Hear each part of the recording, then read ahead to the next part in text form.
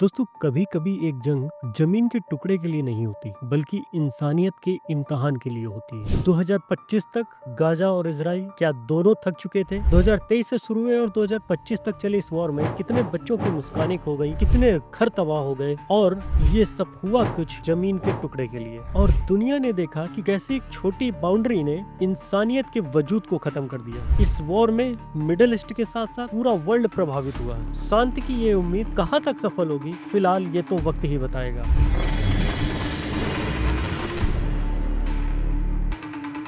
7 अक्टूबर 2023 Israel के इतिहास का एक ऐसा दिन जो सदियों तक याद रखा जाएगा।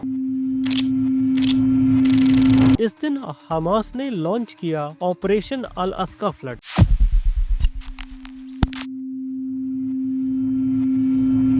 This is Israel's 9/11.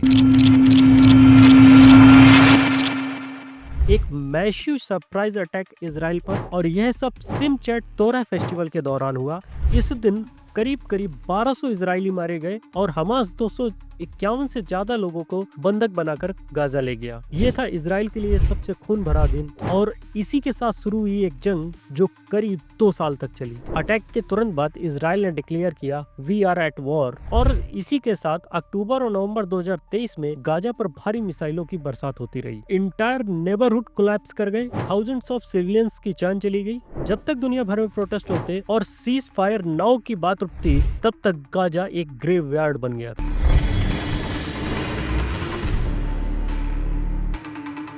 तो दोस्तों, before moving further please subscribe this channel. दिसंबर 2023 से जनवरी 2024 तक गाजा में इंसानियत इस हद तक गिर गई थी कि हॉस्पिटल कोलैप्स हो गए थे, मेडिसिन्स खत्म हो गई थी, इलेक्ट्रिसिटी बंद हो गई थी, और 1.5 मिलियन लोग अपने घर से बेघर हो गए थे। यूनाइटेड नेशन और ग्लोबल पावर्स ने सबने मिलकर इजराइल और हमास पर प्रेशर बनाया कि अब शांति बहाली की जाए। 19 जनवरी 2025 को एक सीज फायर का 3 फेज प्लान आया, जिसमें US, Egypt, Turkey and Qatar ने मिलकर इसका प्रपोजल दिया। इसमें होना यह था कि हॉस्टेज रिलीज होंगे, ह्यूमैनिटेरियन एड कॉरिडोर्स खुलेंगे, वहां तक जिनको भी जरूरत है उनको सुविधाएं पहुंचाई जाएंगी, और प्रिजनर का एक्सचेंज भी होगा। लेकिन फरवरी से अप्रैल 2025 तक ये सारा का सारा सीज फायर प्लान फ्लॉप हो गया, और वॉर इतनी ज्यादा बढ़ गई कि इजराइल ने अपने अटैक्स दोगुने कर दिए। इसी बीच इजरायली आर्मी ने राफा में ऑपरेशन गिडोन्स चैरियट्स को लॉन्च किया,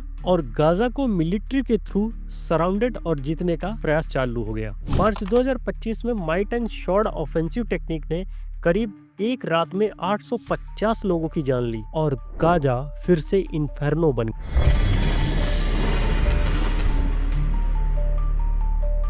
3 अक्टूबर 2025 को प्रेसिडेंट डोनाल्ड ट्रंप ने अपने 20 पॉइंट गाजा पीस प्लान को अनवील किया। प्लान सिंपल था, हमास डिसआर्म हो, हॉस्टेज रिलीज हो, और गाजा रिबिल्ड हो अंडर इंटरनेशनल सुपरविजन। 10 अक्टूबर को इजराइल ने ट्रंप के प्रपोजल को अप्रूव किया, और इजराइल डिफेंस फोर्सेस ने स्टार्ट किया फेज्ड विड्रॉल फ्रॉम गाजा। दोपहर तक सीज फायर हो गया और ह्यूमैनिटेरियन कन्वॉय इंटर कर गया गाजा में। 12 अक्टूबर को एक नए चैप्टर की शुरुआत हुई।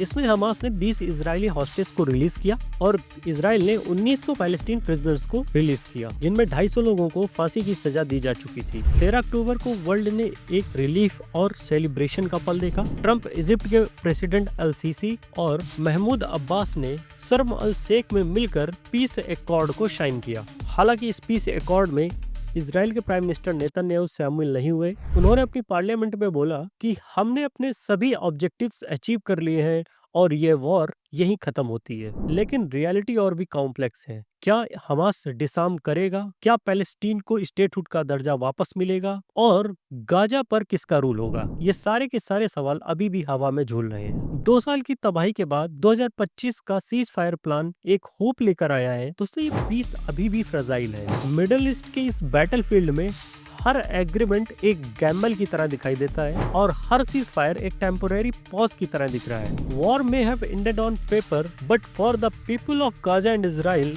The scars are far from healing. आपको ये इन्फॉर्मेशन कैसे लगी, प्लीज हमें कमेंट बॉक्स में बताएं, और चैनल को सब्सक्राइब करें। Thank you so much.